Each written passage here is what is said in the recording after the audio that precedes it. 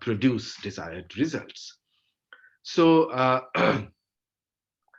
I'll start straight away after this disclaimer with the very first thing that often bothers you, which is what is research, right? When we say, okay, let's do research, let's write a research paper.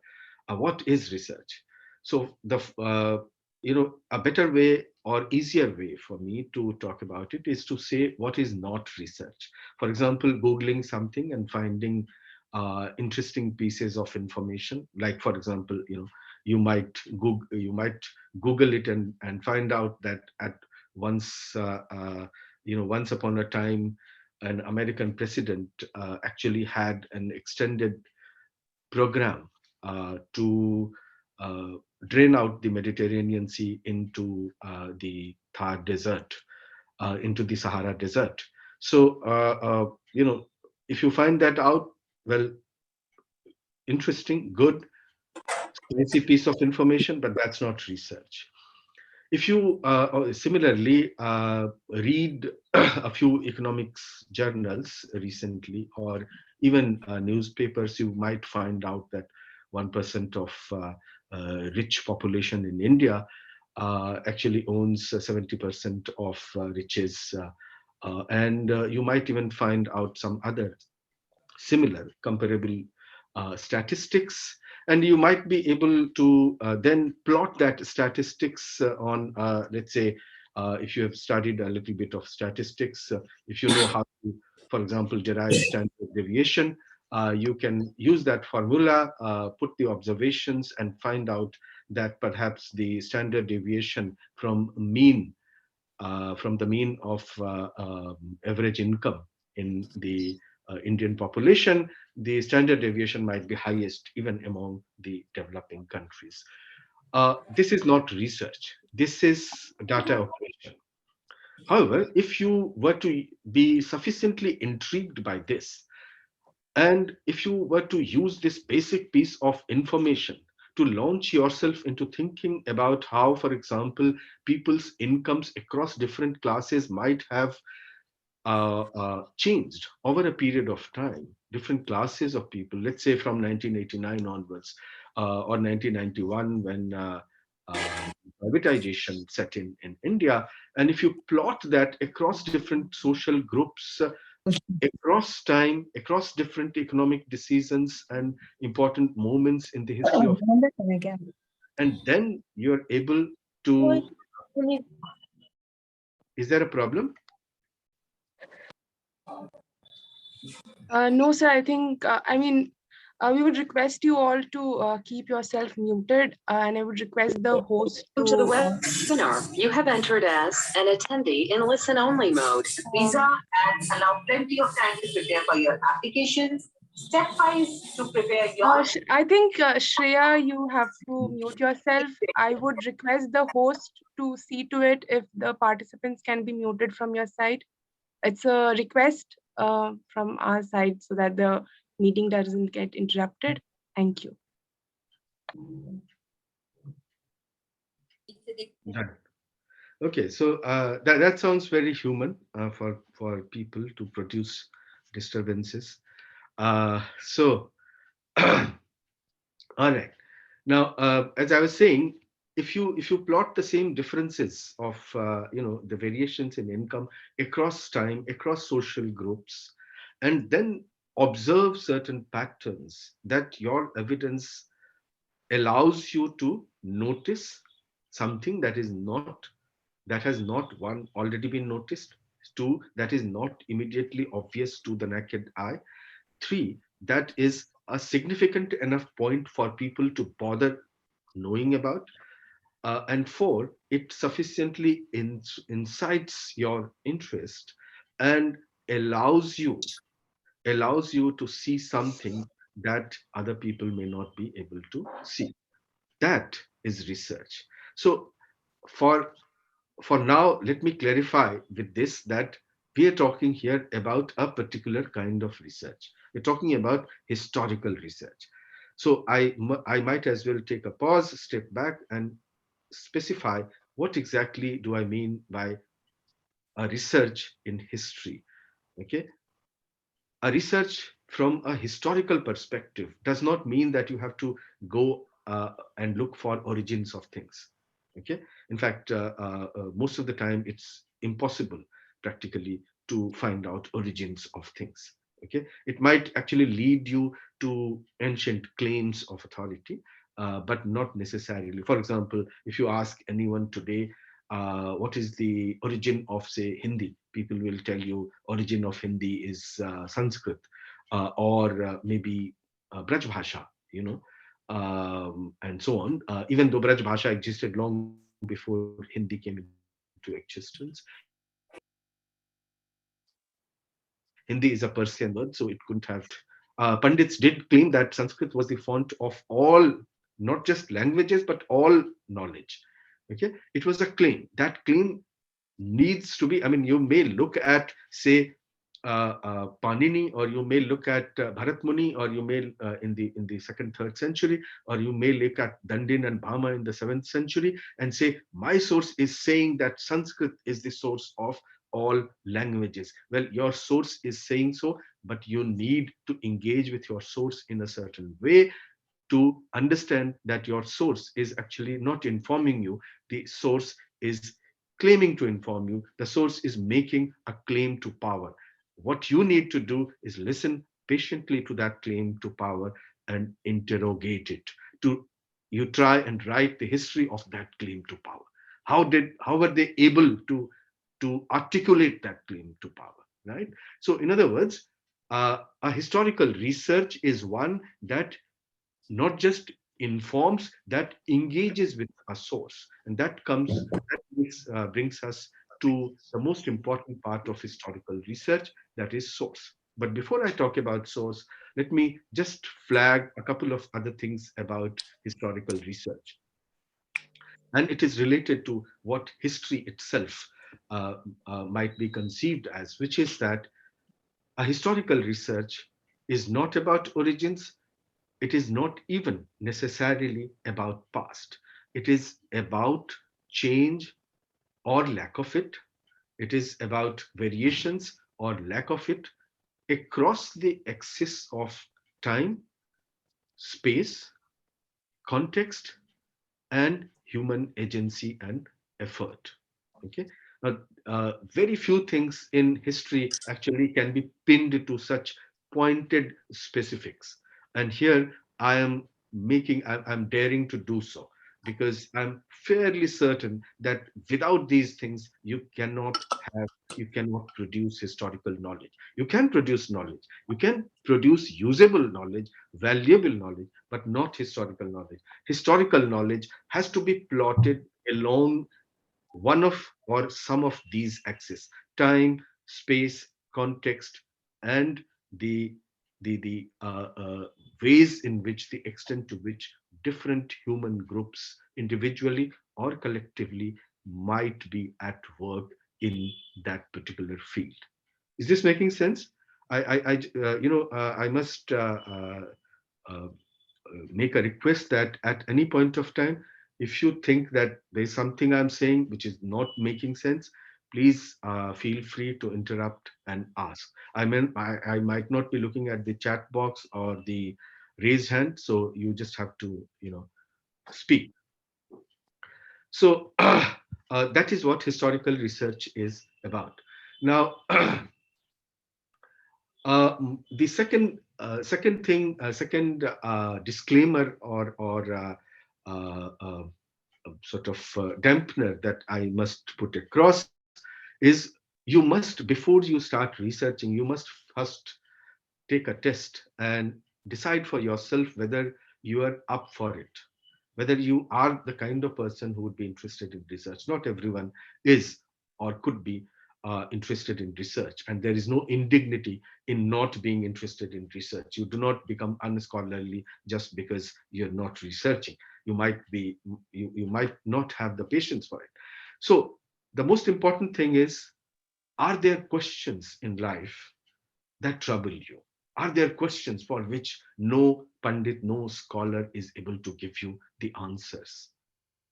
If so, then perhaps you're the kind of person who would love to do research, because research is doing a lot of boring things without immediate consequence for long durations. Okay, you will be able to sustain yourself through the effort if you're the kind of person who look around and say, what the hell? Okay, because there are things that you can't explain, there are things that do not satisfy, there are historians and scholars who have written extensively on various things, and you have questions that still cannot be answered. If you are that kind of person, then it is research is for you.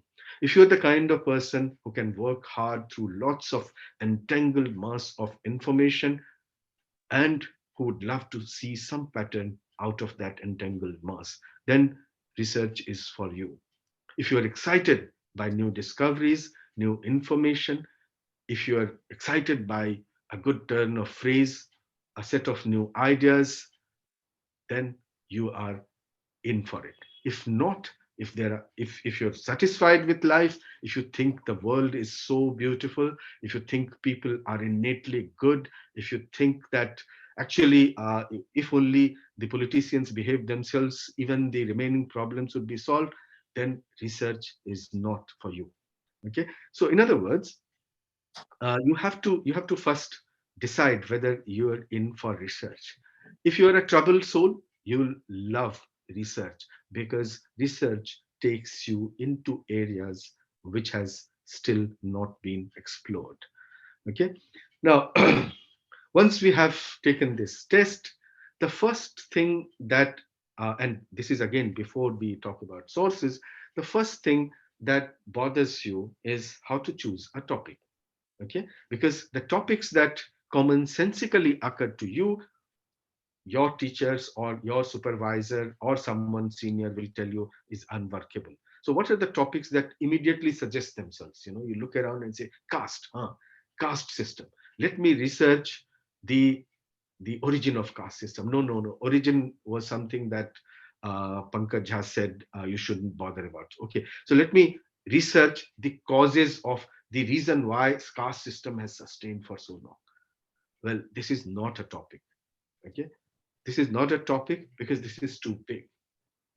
If all the universities in the world set themselves the single task of researching caste, it is doubtful whether they will be able to produce a satisfactory answer to this question after 20 years of research. Okay, so however, this is an interesting place to begin with. You want to research caste, you can start with the idea that even though this is too big, let me take one small portion of it, a small portion of it. So let's say caste. Where do I see caste, or where do I not see caste? Is there caste in the place where people don't see caste?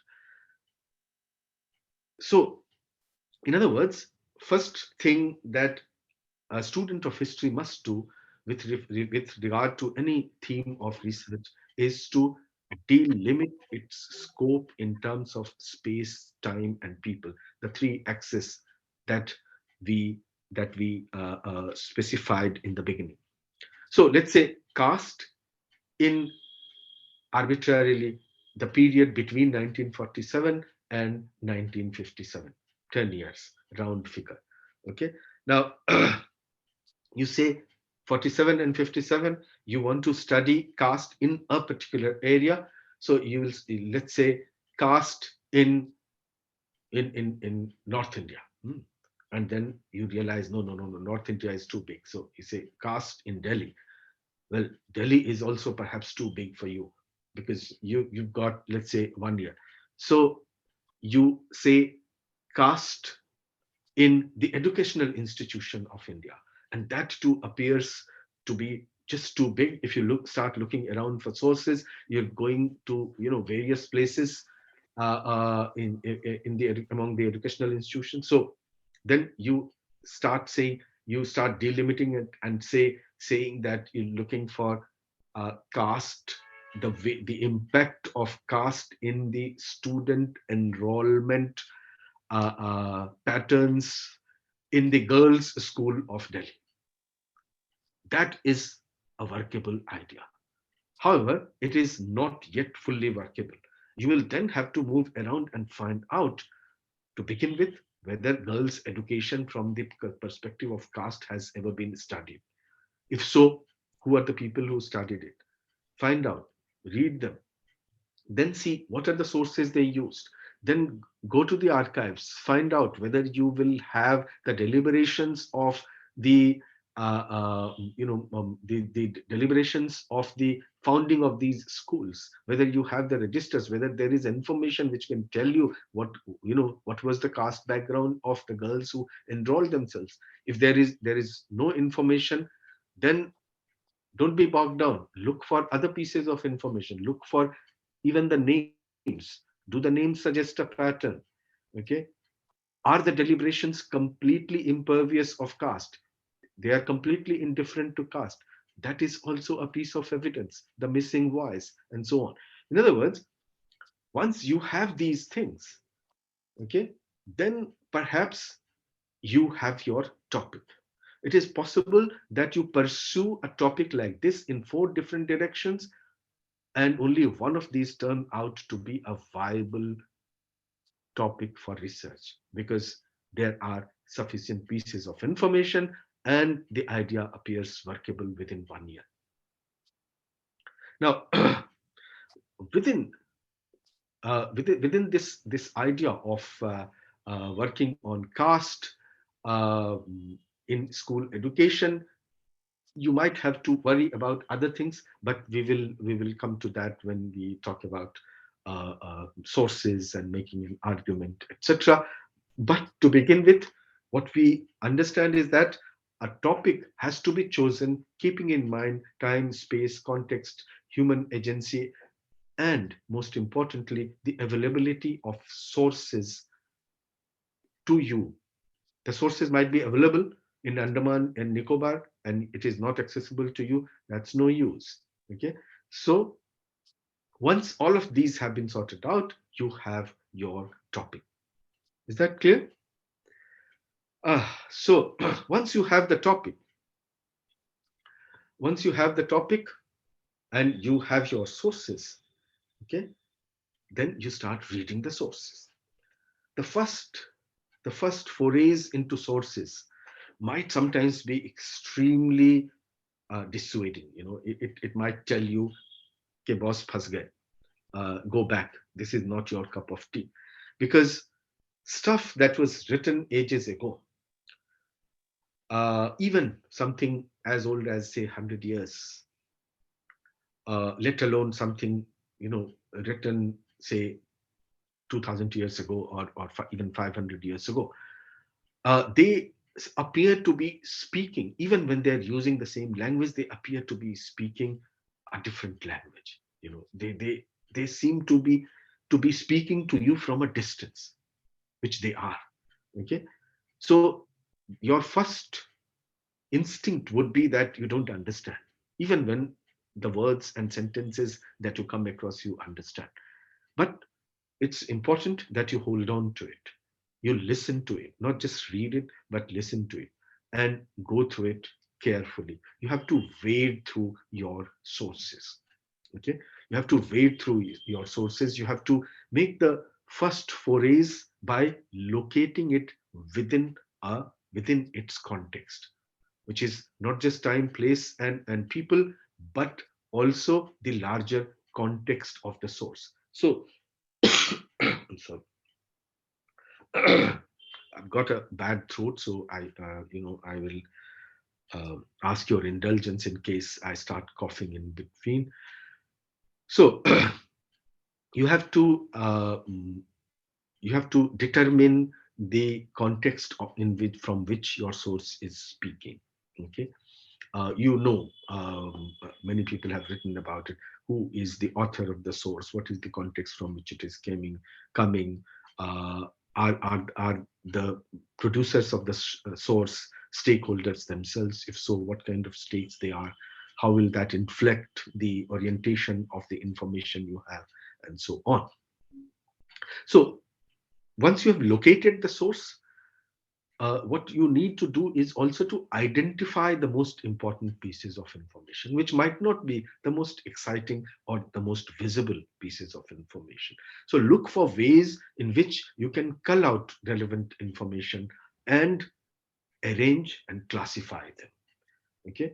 Sometimes it's very easy. For example, suppose you're looking at the way in which the, let's say, sacred geography, hmm, sacred geography of North India is available in the works of Sir Sayyid Ahmad Khan, okay, in late 19th century. So what do is you read Sir Sayyid Ahmad Khan's work, and then you simply take note of all the places that he mentions. Okay, are there places, sacred places that he, holy places that he mentions?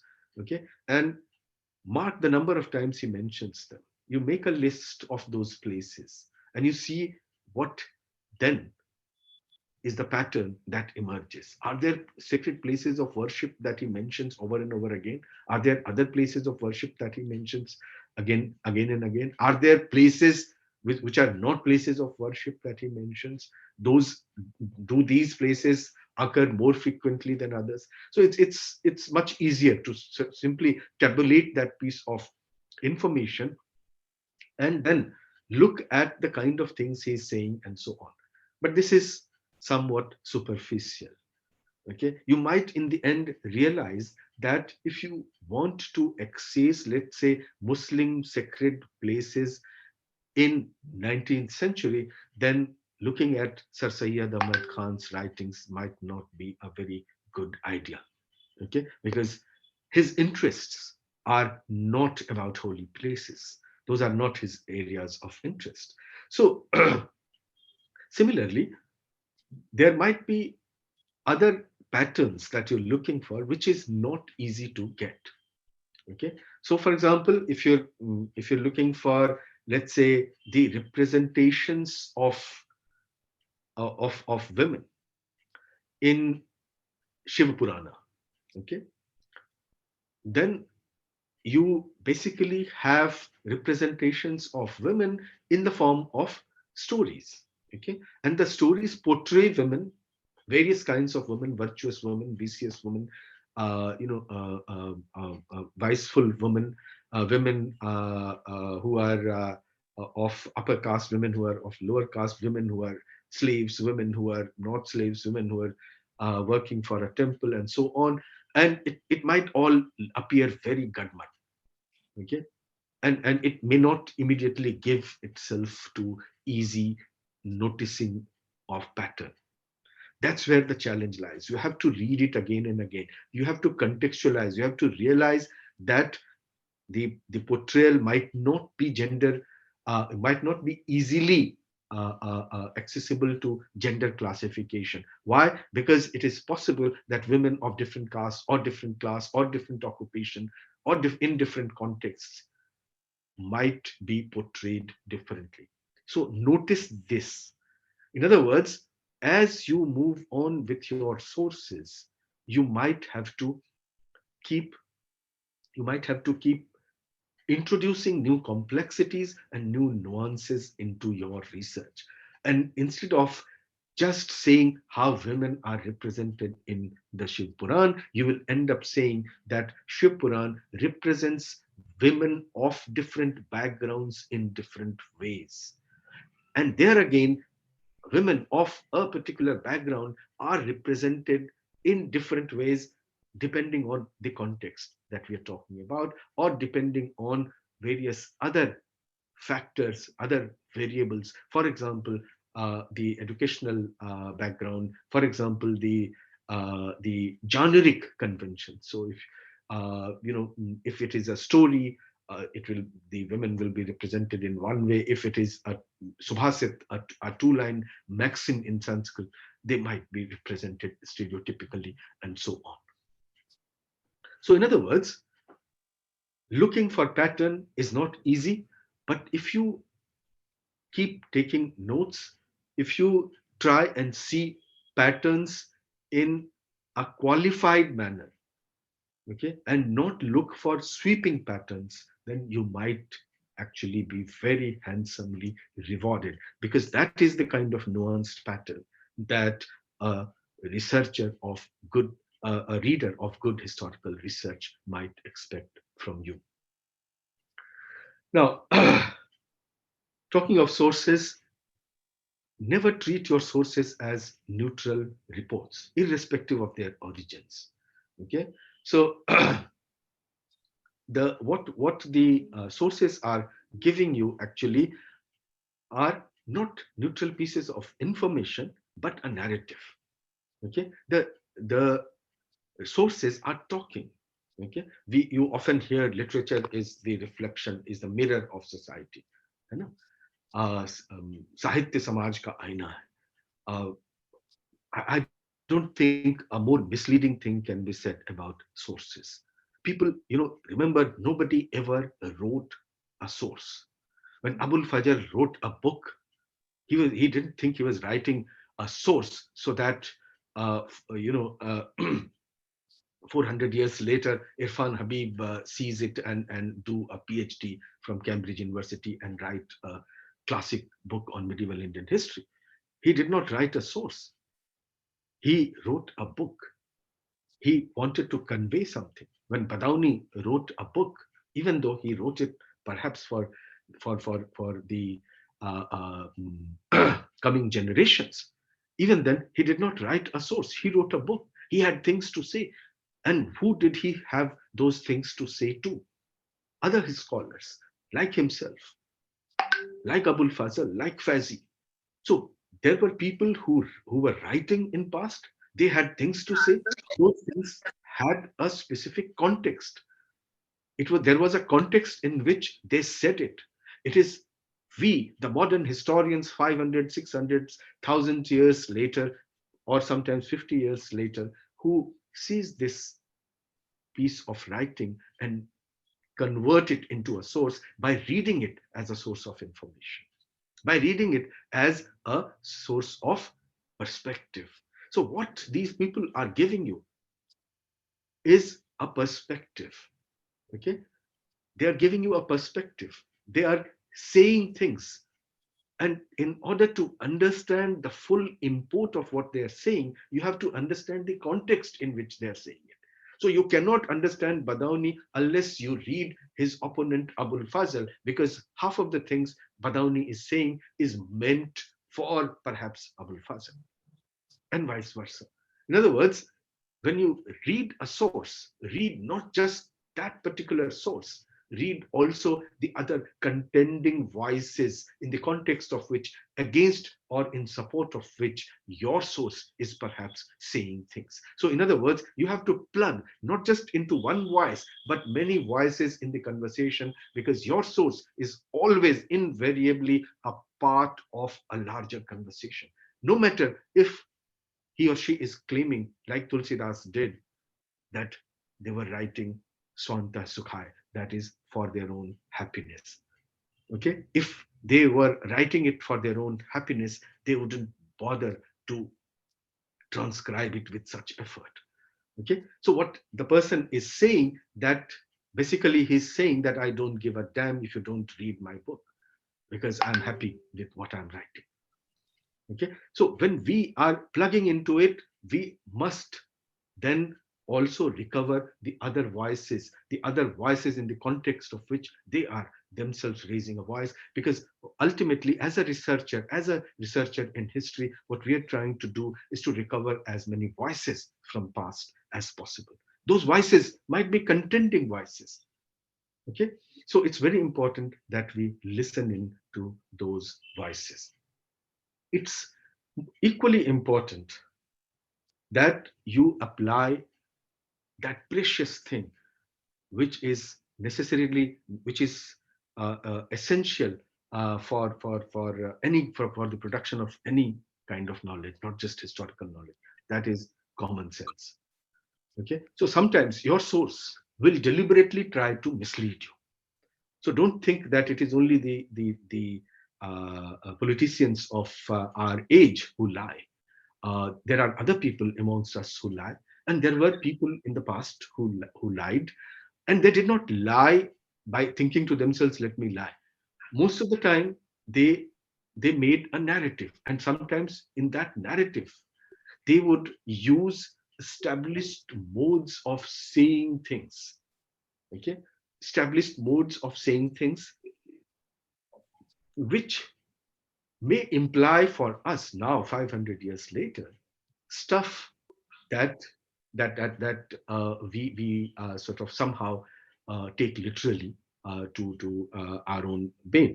Now, and that is why it's important to apply common sense. Say, for example, I'm sure as a child, all of us wrote, at least I did when I was a child. I was in a Hindi medium student. I was a Hindi medium student. I wrote this application. जब मैं यदि आप मुझे 2 दिन की छुट्टी दे देंगे प्रधानाचार्य महोदय तो मैं जीवन भर आपका आभारी रहूंगा. Now, this does not mean that I'll be forever indebted to him. I have forgotten his name by now. So, why did I write like this? Because that's how applications were written. That's how I was taught to write applications. If poetry has to be written saying that this is Chandani Raat, then even if the pollution of Delhi has never allowed me to make a distinction between a Chandani Raat and a non-Chandani Raat, even then I will say Mehbooba meri Chandani Raat ki tarah chamak rahi hai. Why? Because other poets have written it. Now, someone else reading my poem as a source might then, at his or her own peril, decide that people sitting in Delhi probably found Chandani to be very soothing. That would be misleading.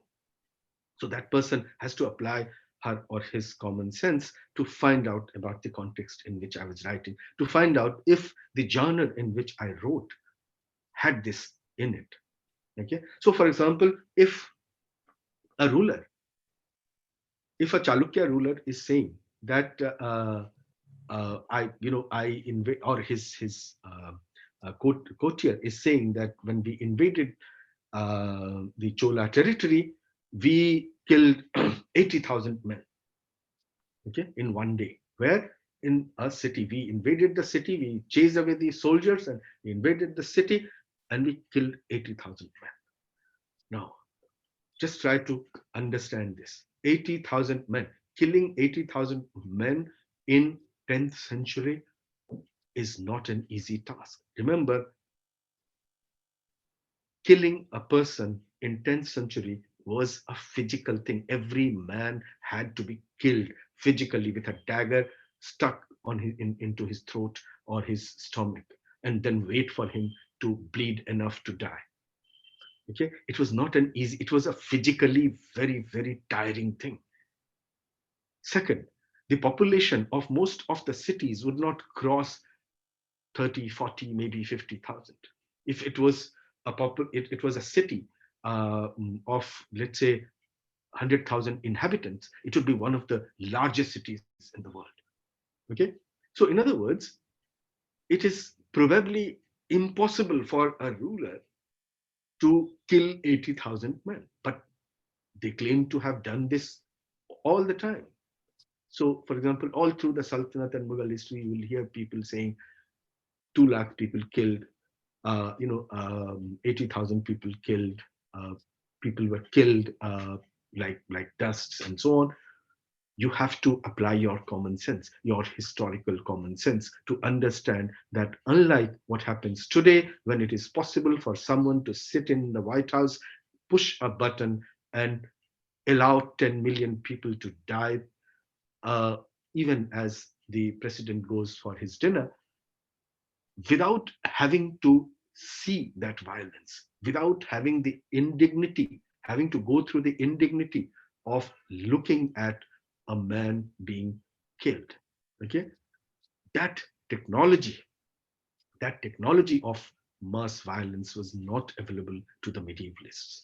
Okay, so in other words, when you're reading a source from an ancient period, from the medieval period, or even for the modern period, never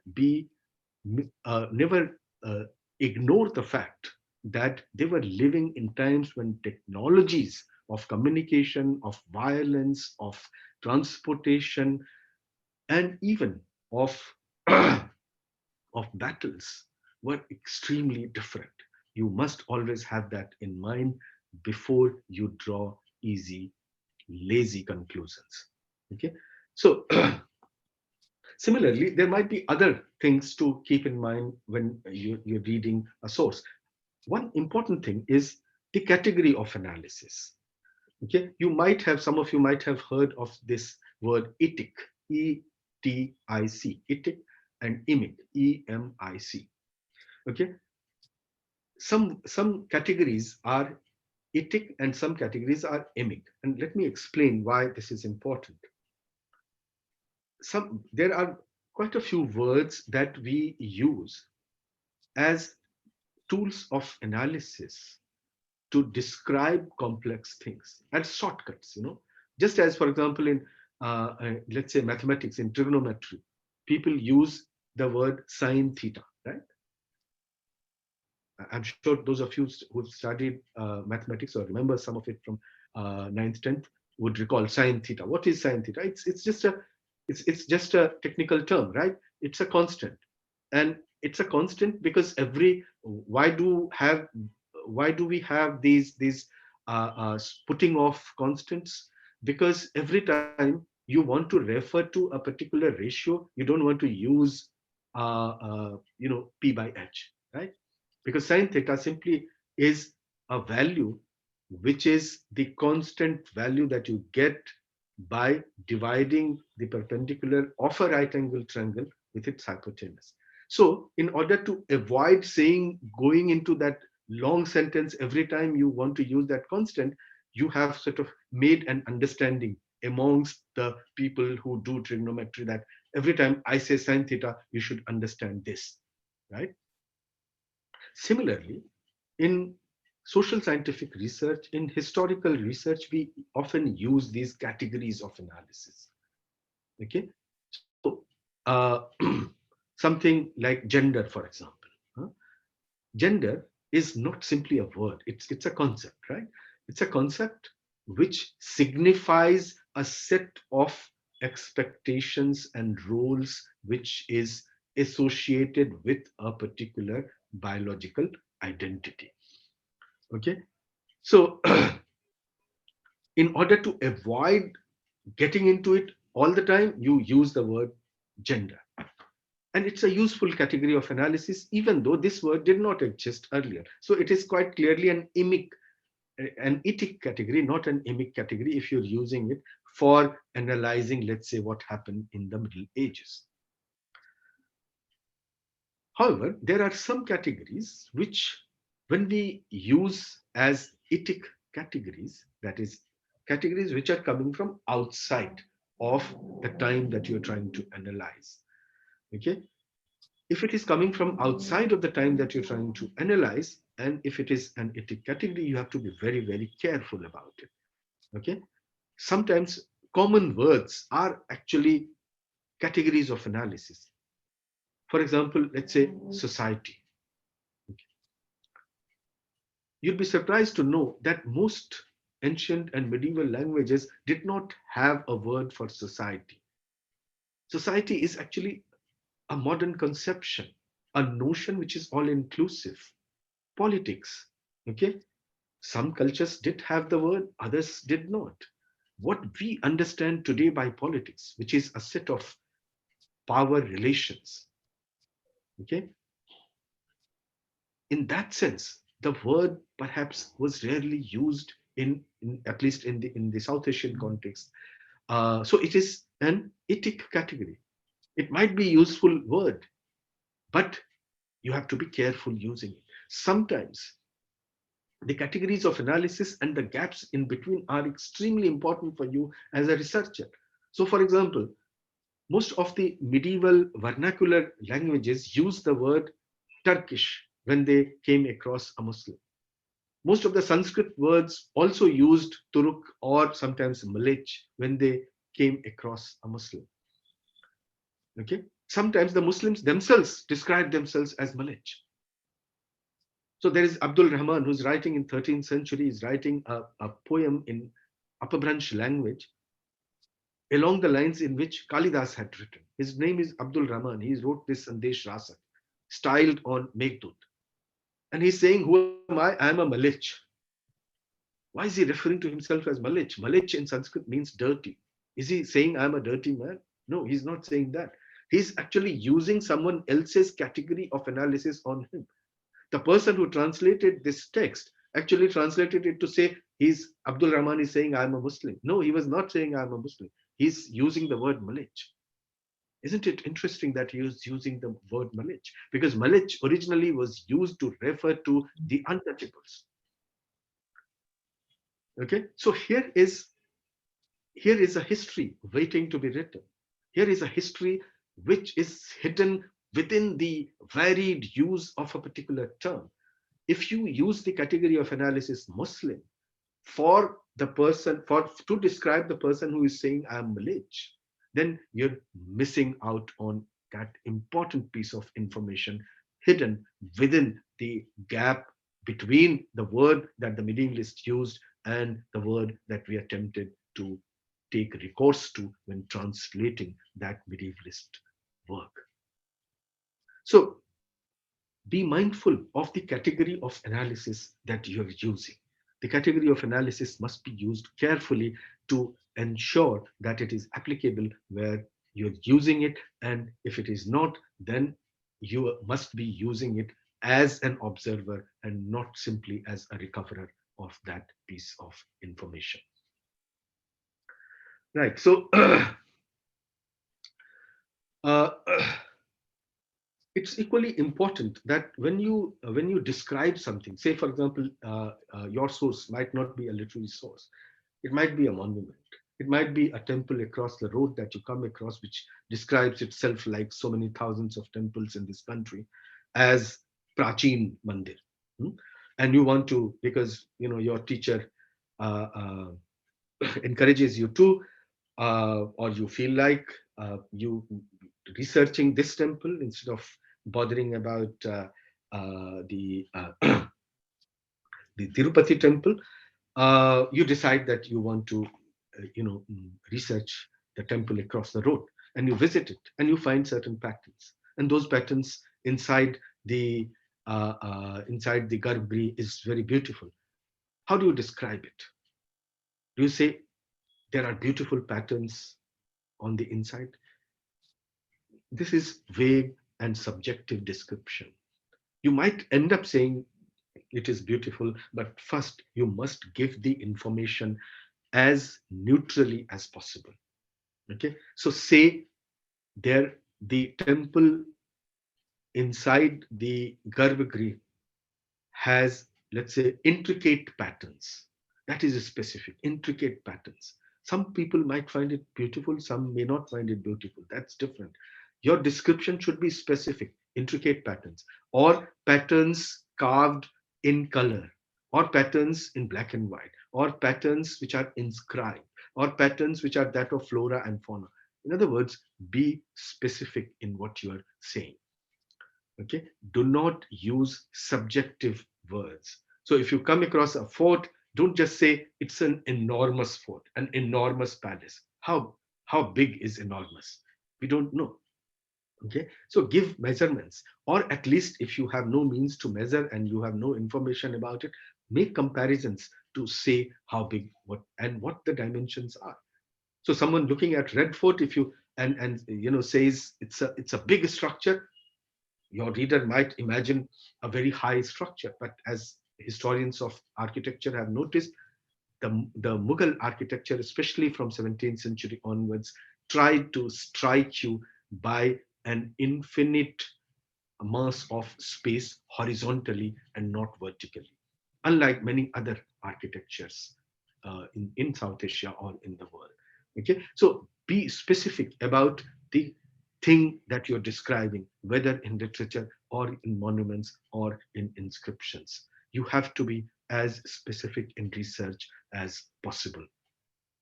Okay, sometimes you will not hear the voice that you wish to hear. So ask yourself, what is it that you're missing? I'll give you to indulge myself. I'll give you one interesting piece of information. When I joined as a male teacher, the LSR college in the year 2006, I was one of the first persons, not the first, but one of the first persons to join. And obviously, it was pretty to begin with intriguing for me until my very generous colleagues made it very easy for me. But one of the first things I asked myself was who is this lady Shri Ram? And I asked around, and I realized, to my horror, nobody knew. Nobody seemed to know. And then I pursued the question. It took me a few months before a professor from an economic historian from JNU eventually was able to help me by revealing that there was this lady called Phulan Devi, who died very young, and in whose memory uh, the great Lala Shri Ram established this college. Now, I looked around in the college and I realized that all the photographs, the busts, the everything was that of Lala Shri Ram. There was absolutely no trace of the lady in an apparently feminist women's college in the premises of this institution.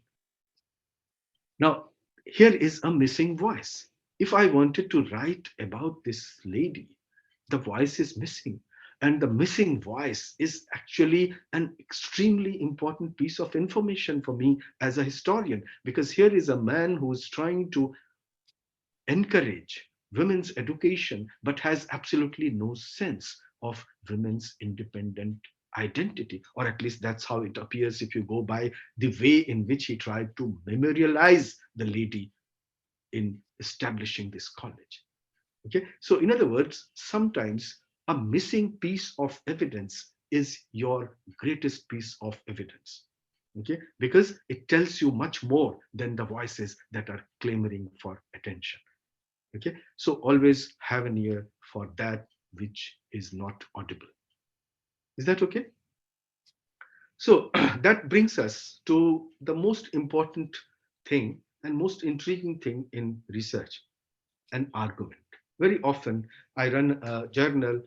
I come across papers which are submitted to us, which we have to unfortunately reject, in spite of the fact that it has very interesting pieces of information. It actually reads very useful, very not easily accessible sources.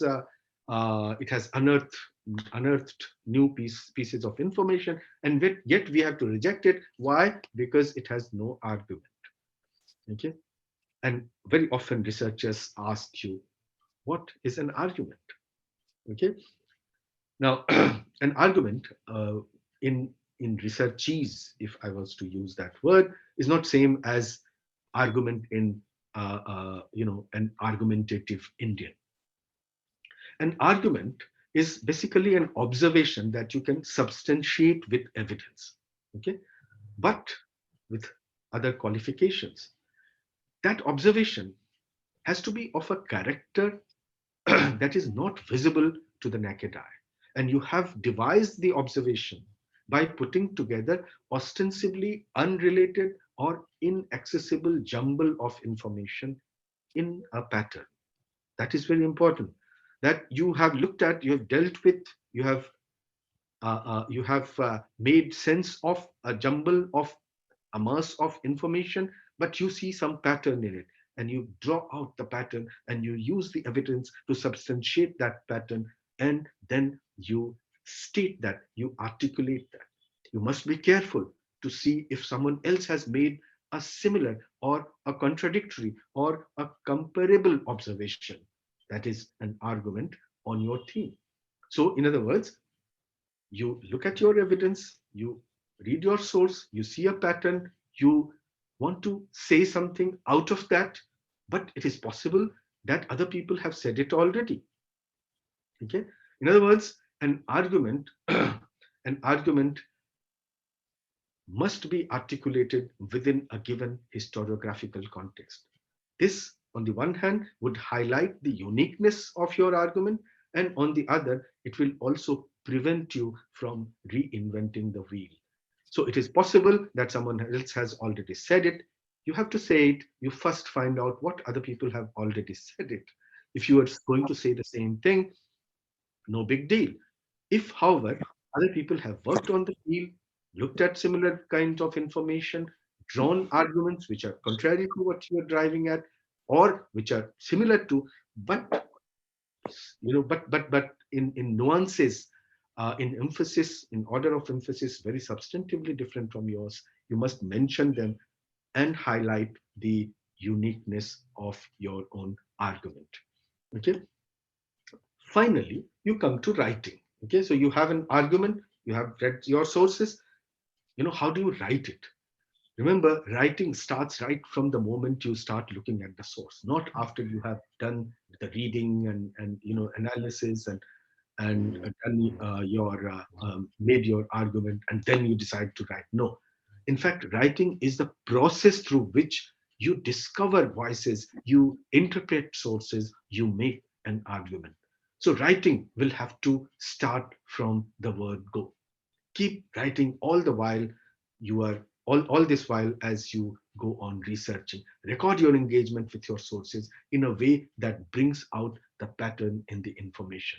It's very important now to go back to what other historians have said, to rehearse what you want to say, to place your discoveries or the pattern of information that you culled out from sources alongside the views of other scholars, and weave your ideas in contrast with, or overlap with, or in tandem with other views. This narrative, which is unique and which is yours, is making a point or two.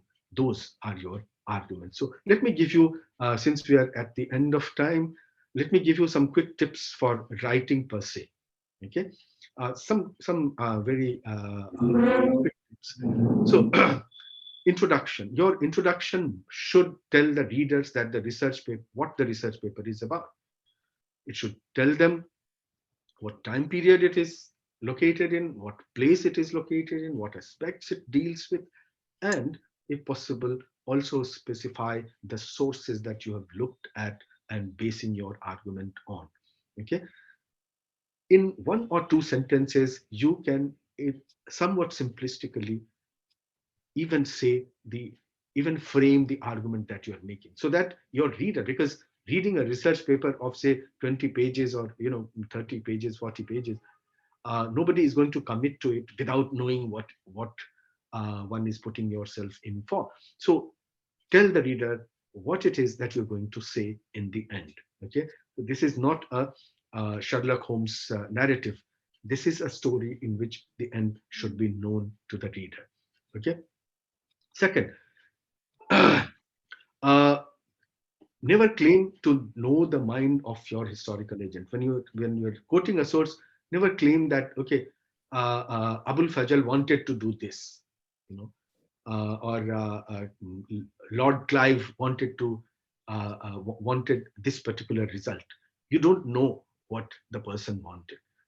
Instead of saying that, you may say the purpose of the author here is to perform the task of, or it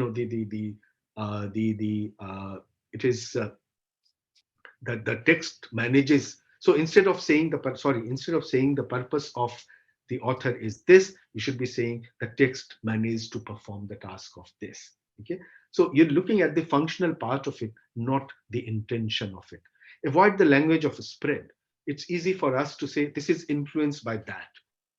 For example, someone in Meerut is talking about Loktantra. The person is not necessarily influenced by the theories of John Locke. Okay, even though there is a correlation between the two.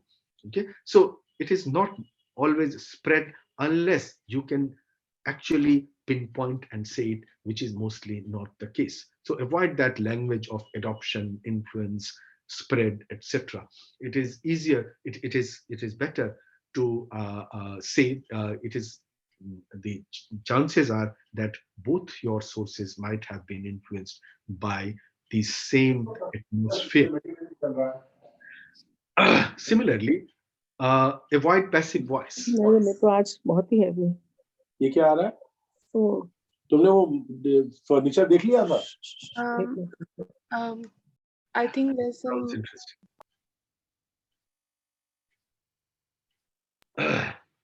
Should I? Yeah, I think everyone is. Must apologize. Sorry, my phone was on. My speaker was on. Must apologize. Sorry. So, so moving on then. Uh, as I was saying, avoid passive voice. In fewer words, you can actually pack more information. The cat was taken for a walk uses 7 words and tells nothing other than the cat going for the walk. But in the active voice, if you say, Preeti took the cat for a walk, you are using no extra word but packing in more information. Active voice is easier on the minds of the reader. So always choose active voice. Do not repeat the same word or phrase again and again. For example, if you're writing an essay, let's say on LSR College, how many times are you going to use the word LSR College? Be a little imaginative. Okay. Every now and then substitute the name with expressions like it, the college, the educational institution, the women's college, the you know the place of education and so on. Sometimes it's an adjective that you're looking for let's say you want to make a point about the students of the college being very self-righteous. Now, over the next 3 paragraphs, how many times are you going to say self-righteous?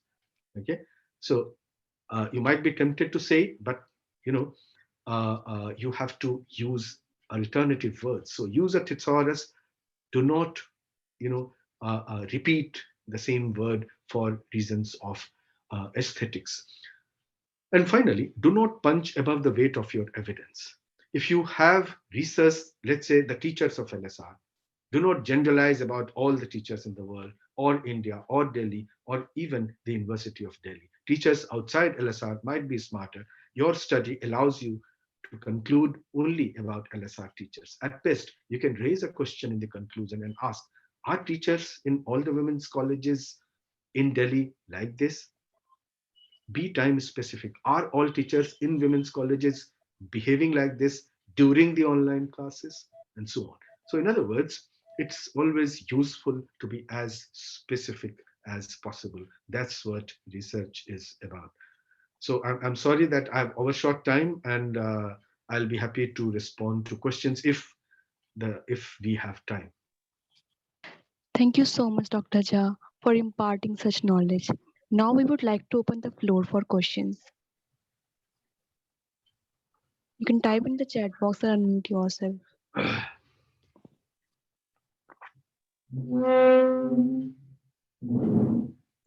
Excuse me.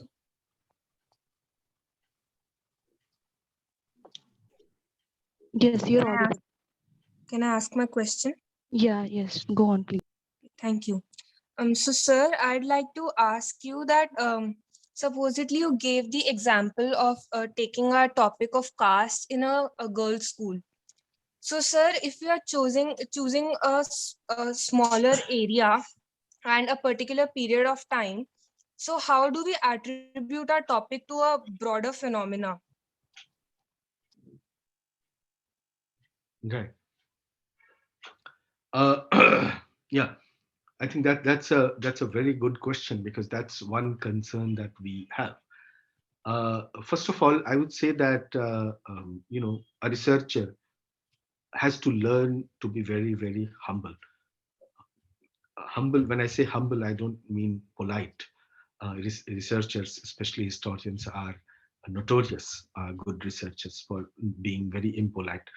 So I'm not talking about politeness. I'm talking about humility.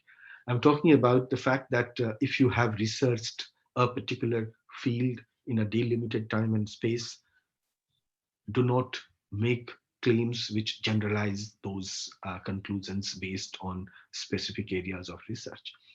Having said that, however, your question still remains valid, because it's important that we still say it in a way, or our observations are of a nature that other people might find interesting. So what we can do then is to to frame a useful and important question in the larger context of girls' education. Okay. So, for example, let's say uh, if we have uh, a very small sample, hmm, if we have a very small sample uh, and we want to use that to draw conclusions or at least help us understand a society in general better, how do we go about it? Basically, it helps us frame newer questions rather than arrive at generalizing ideas. And I'll give you an example. One of my professors was doing some oral history project on partition, and this was in the 1980s. He told us this story in the late 1990s. So he would go around in parts of Delhi, especially the resettlement colonies of the partition refugees, and he would ask them, "What were you doing on the day of independence?" And they would say, wo, there was tricolor being hoisted and this, that, and the other, and people were celebrating on the streets and so on. So you get a picture of how the scene of Delhi was on the day of independence. However, he read some books, theoretical books on oral history, and he sent another friend to the same places and then asked them, "What were you doing on 15th August 1947?" Now, all these people knew that 15th August 1947 was the day of independence. Their answers, surprisingly, in most cases, were very different. Huh? They said, "वो याद नहीं है क्या कर रहे थे." Someone says, "उस दिन शायद माँ बीमार थी तो डॉक्टर ढूंढ रहे थे." Someone said, "हाँ वो मैं अपनी साइकिल की मरम्मत करवाने गया था सुबह में." So they got very stray references, and then you realize that 15th August 1947, at least for this small number of people, not more than 110 or so, was perhaps one of those regular days.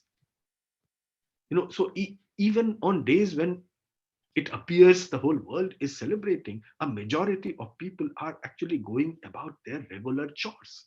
They have to cook food, they have to take care of the old and the sick, they have to eat, they have to work in order to ensure that they have something on their plate to eat. Okay. Now, is this true for all of India on 1940s on 15th August 1947? We don't know. So what did my professor do? He did not generalize. He said, however, that having talked to these people, I realized the importance of the way in which you must put questions to your informers. He also noted that we to say on the basis of generalized narratives about 1947 that all of India was celebrating like mad would actually be hugely problematic. This needs further investigation. So, what it underlined was the need for further investigation and to puncture certain stereotypes. So, to come back to your question on the idea on the hierarchies or prejudices of caste leaving its impact on girls' education, if you end up studying two schools and seeing that in the name of encouraging girls' education, what people were doing was to encourage only upper caste women, upper caste households to send their children to send their daughters to these schools, and very few lower caste girls were going to the school, then you might not be saying this about all of Delhi or North India, but you are at least saying that the pattern in which in certain areas education was accessible to girls cannot be generalized. The issue of caste has to be kept in mind before we draw any conclusions about girls' education. So you have made a limited point, which is also general enough to be to be useful piece of argument for other people doing research in related area. I hope that answers your question, Kashvi. Yes, sir. Thank you so much. I believe we have two more questions in the chat box. I will read out the one that is sent by Al Zahra. Thank you, sir. Personally, when it comes to engaging with papers, I find ending the hardest. Our aim of conducting research is either to find answers or provide one or establish an argument. Then is it okay to end with a question or not to answer in a research paper? Well, it depends. You see, to establish an argument, as you have said in your question, is perhaps a slightly misleading way of expressing it. I would say to arrive at an argument. If you already know the argument, then then it's hardly any research that you've done. So you should be in for surprises, and sometimes it might be an inconvenient piece of information that you discover. The second thing is, if it ends up only in framing new questions, yes, it will be very useful to come back to the same partition narrative. Uh, One of the historians who worked on partition was responding to the question, had this question to begin with: was partition of India inevitable? Okay, this was a favorite question, incidentally, that people used to be asked when we were students: was partition of India inevitable? Now, one historian studied this and wrote a research paper on it. And what was the conclusion that she drew? The conclusion was, this is a wrong question to ask: was partition of India inevitable? Actually, the right question to ask is, when did partition of India become inevitable? Because partition of India resulted from a communalization of politics and society. And that communalization was a process. And there was a point when we reached a point of no return in that process of communalization.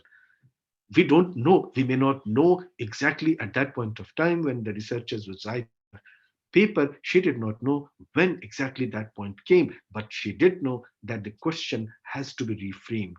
Was partition of India inevitable? Was the wrong question to ask. The right question to ask is, when did it become inevitable?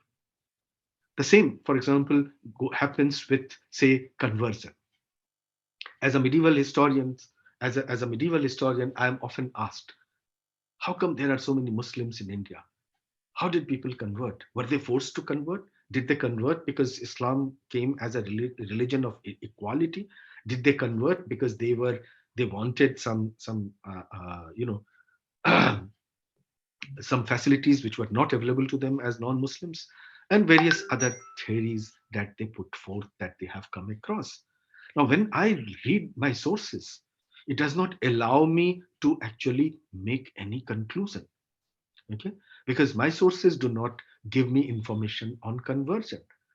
And by going by the logic of the absent voice, the absent piece of information, what do I realize? I realize that actually, in fact, when you start writing the history of any religion, you do not find information on how people adopted that religion. Why? Because religion religious adoption is almost always a slow, steady, generational process. It often spreads through accretion. People, very few people, unlike, let's say, B.R. Ambedkar or A.R. Rahman, there are very few people in the world, in world history, who one fine morning, as it were, decide that they want to change their religion. People actually are socialized into a religion over generations, sometimes spread across centuries. I also realized that this is a wrong question to ask: when did and why did people convert to Islam? Because nobody was asking the same question of any other religion. Nobody asked me ever, or my ancient Indian historian colleagues, nobody asked them why or how did people become Hindu. Okay, why? Because they somehow assumed that Hinduism is natural, Islam is not. That's a wrong assumption to begin with. So my research does not end in a solution, does not reveal much. However, it does reframe the question.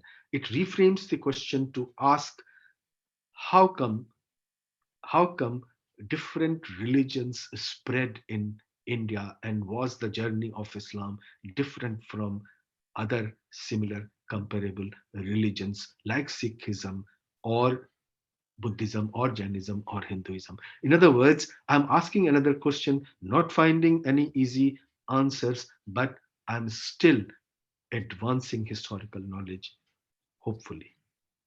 So I hope that answers your question.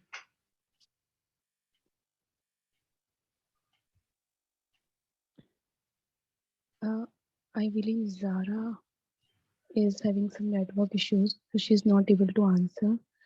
Uh, I guess we can move on to the next question. Shagun Das asked that if there aren't many earlier researches conducted in our topic of choice, how do we find credible sources for literary review? Is it advisable to pick up topics where there is sufficient literature available? You see, when we say that there is no research in the area that I've studied, what you're saying is that specific to that area there is no research. However, there might be comparable work in a related area. Okay, uh, let's say, for example, many of you might be interested in a talk that I'll be giving on masculinity, which should be focused on a particular text. So which I studied, and I might have been probably the first historian to study that text, which is on how to be a good man, an ideal man. Now, that did not, that does not mean that, in fact, there could not be any literature review. So, suppose, for example, if you are doing research on on on the way in which the course of Brahmaputra River has been affected because of the environmental degradation in the last 500 years, and you seem to think that nobody has researched this, then you might be taking a look at how historians have studied other rivers and how they have studied it in the long duration, okay, or how they have studied the very idea of environmental history. So, in other words, even if the specific field that you're researching has not been researched, it is possible that similar research in other time contexts, in other place contexts, have been undertaken. However, in the rarest of rare cases, it is also possible that you're picking up a theme which has not yet been researched ever, okay, not even in a related manner, in which case you just have to explain the reasons why such a theme remains completely unattended among historians.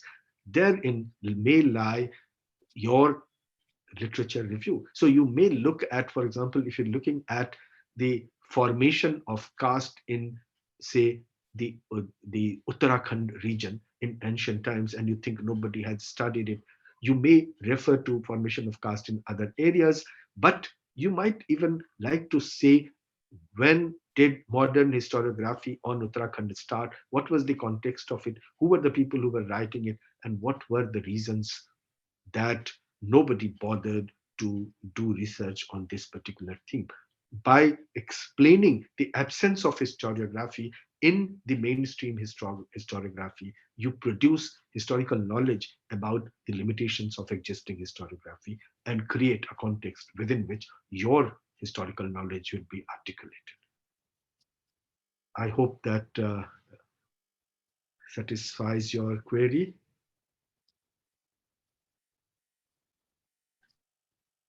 Okay. Is there? Yes, sir. Okay, sir.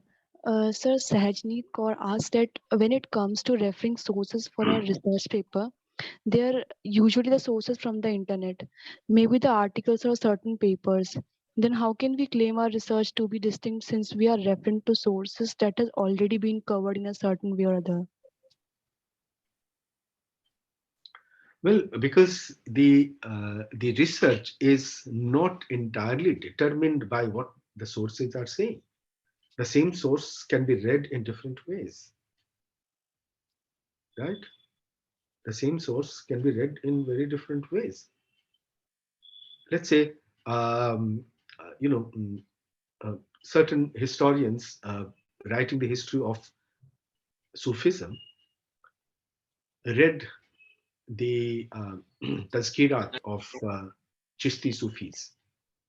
And there they came across stories wherein Nizamuddin Aulia, whenever someone visited him on a number of occasions, not whenever, but on certain occasions, people would visit him and say, I have fallen into bad times and I was doing very well, and now all my goods have been stolen or looted, and now I'm reduced to penury.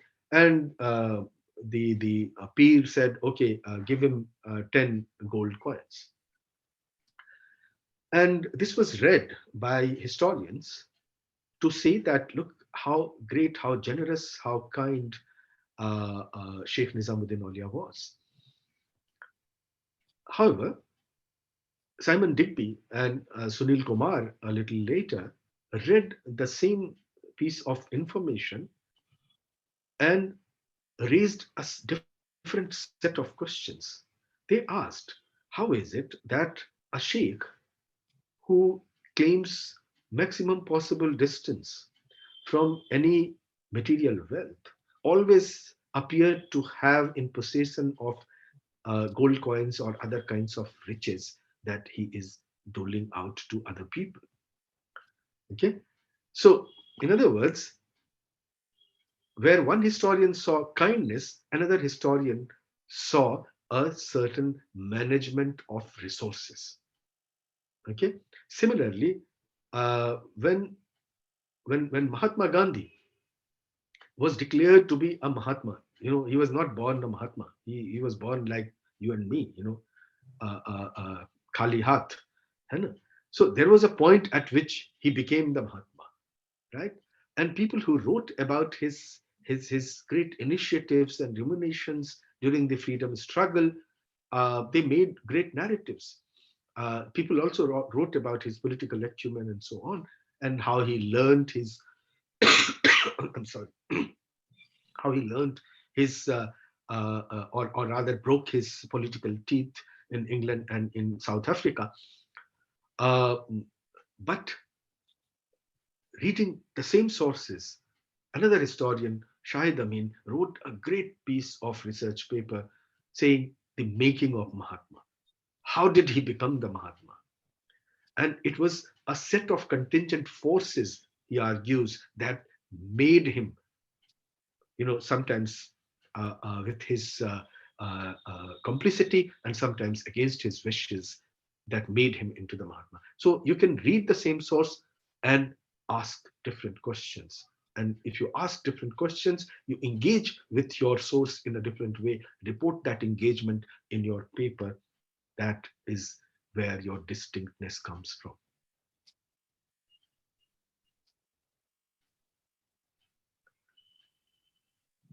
Is there more? Right. So we have just two more questions.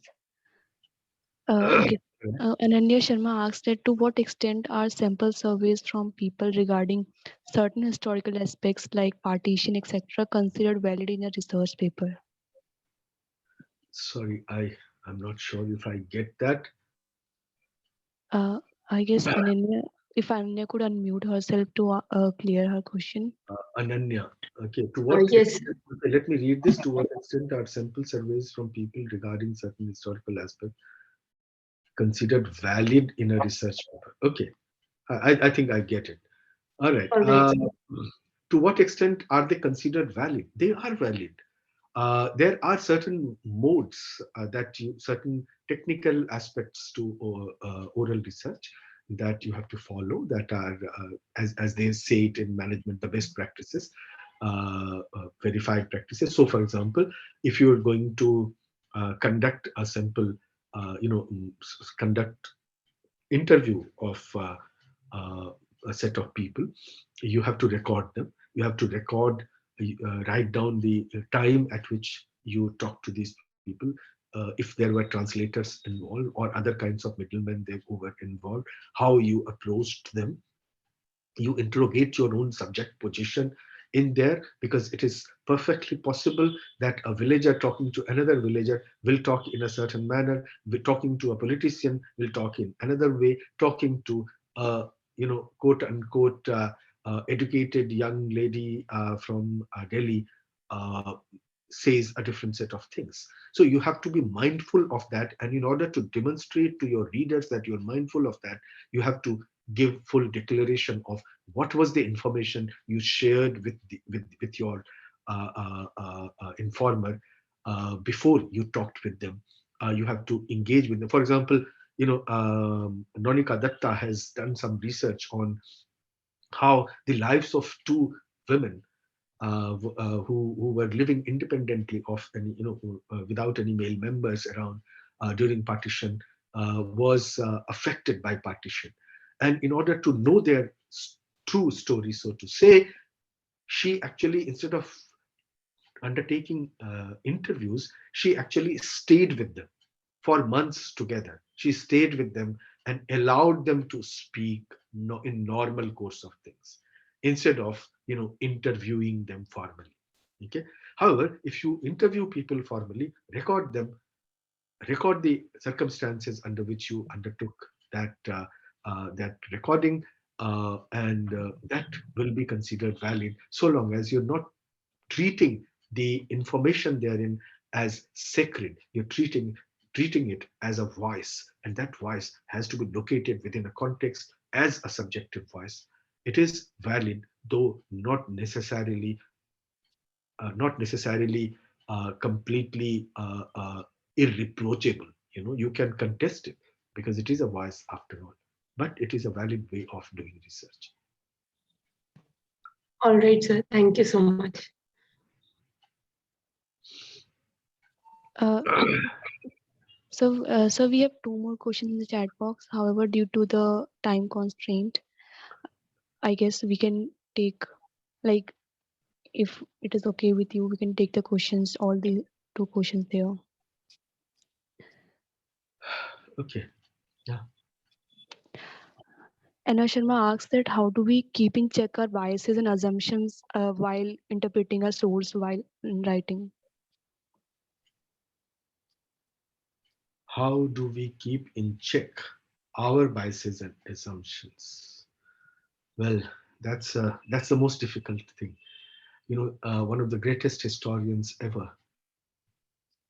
Umberto Eco, once said in an interview, to raise a serious objection against oneself is not an easy task. And that is what historians must always do, to raise a serious objection against oneself. So if you ask me that question, how do we do that? My answer would be with difficulty. And that's a plagiarized answer, actually. And that's an answer that Joan Scott and Outram gave when they started on a project to write about participation of women in French Revolution, or rather women in French Revolution, sorry. And they were asked this question: how do you plan to go about it when our sources have so little information on women during French Revolution? And they gave this answer with difficulty. Uh, and what they did with difficulty was a historical piece of research. Okay, it's still an inspiring piece of work. So yes, we have to keep our presumptions and biases in check by interrogating our subject position. Very often we talk about, for example, the fact that Abul Fazl was a courtier, and as a male privileged urbane Muslim courtier, he had his own biases. We talk about, similarly in the same vein, we talk about other authors. We forget that we also have a subject position, and I'm thankful to you that you've raised this question, because we must in the interest of research, give full declaration. If I am researching, say, women's history or representation of men in Sanskrit literature in 15th century, I must fully be aware of the possible possible biases that might sneak in, because I myself am coming from a very privileged background. I might not be very I might not come from a well-to-do family, but I still have my privileges as a male upper caste person. So I must, first of all, be very mindful of my personal background related biases. Second, I must be very mindful of the kind of historical knowledge in which I was bred. So, for example, when I was a student, the Marxist historiography, the subaltern historiography, the feminist historiography, these were the historiographies which flourished, unlike today. Okay? I was groomed. I was raised in that historiography.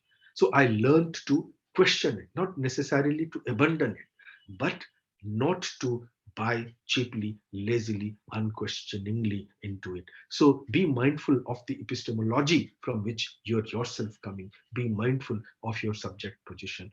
And I think if you are ever alert to your biases, you'll be able to interrogate it well and to get rid of it to the extent you can.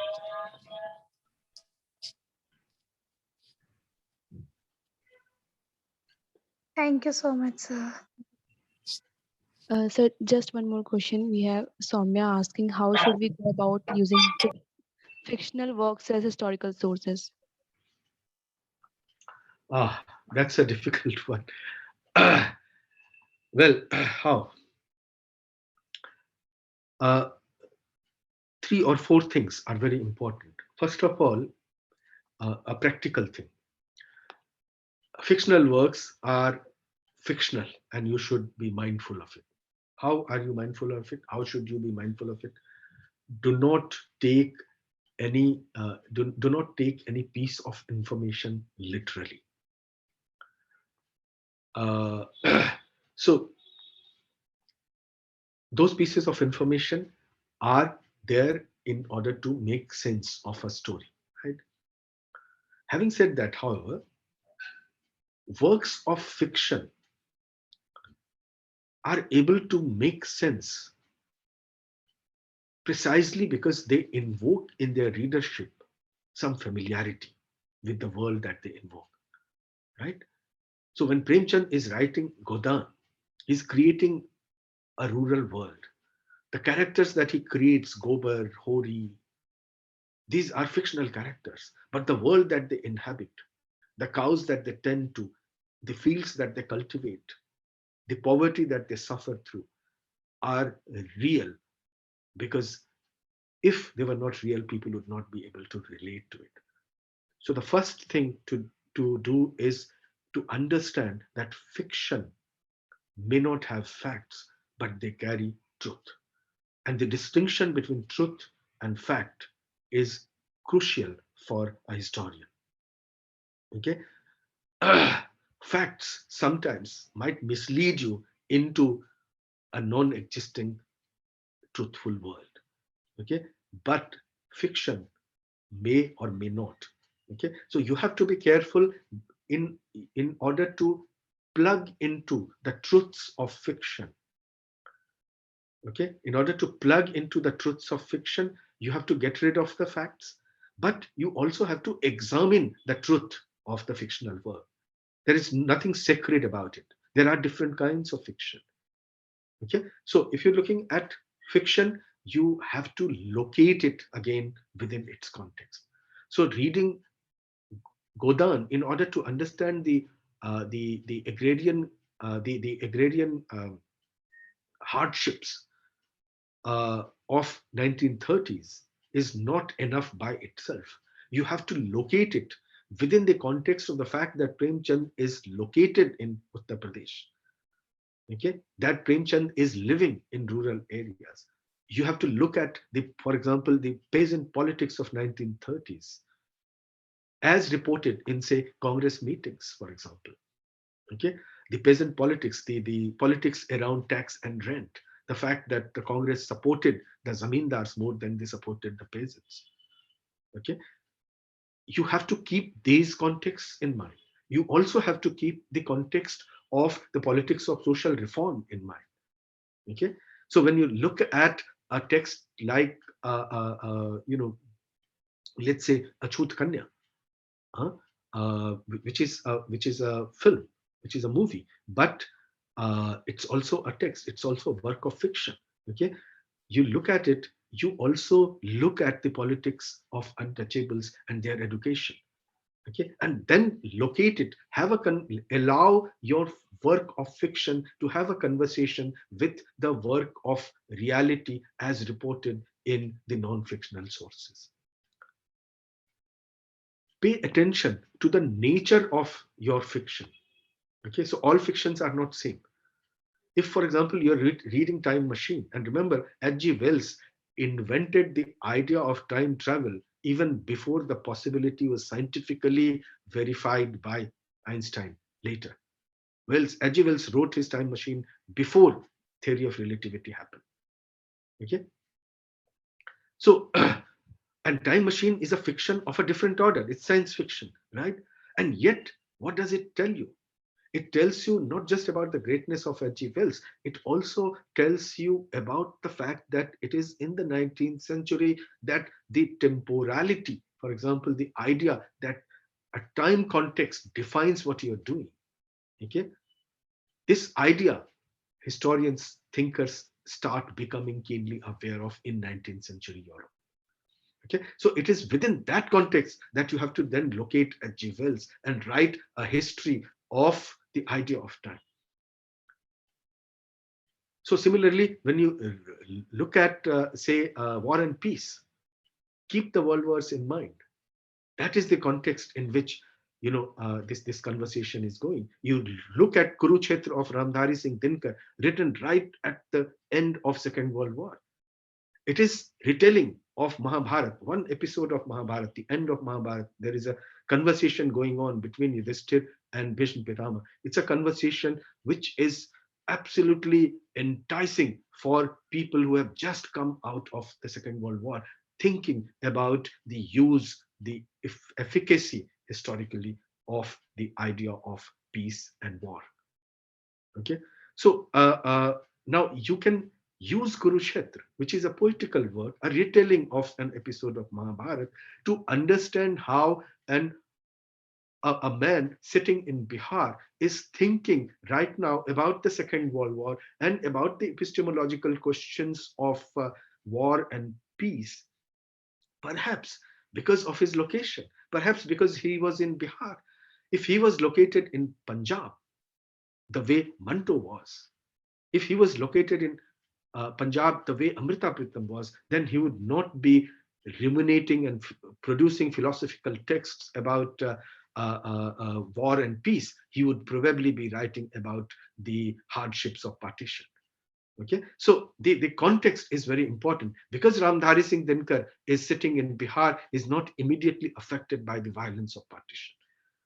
Okay, so a fiction and its truths, its ruminations had to be located within a larger historical context. And the conversation between the subject of the fiction, the authors, as well as the voices inside that fictional work, that those voices have to have a conversation with the more realistic sources. So you can use fiction as source only so long as you also have some conventional source to back you up with, and to allow these different sources to have a conversation as you sit back and enjoy.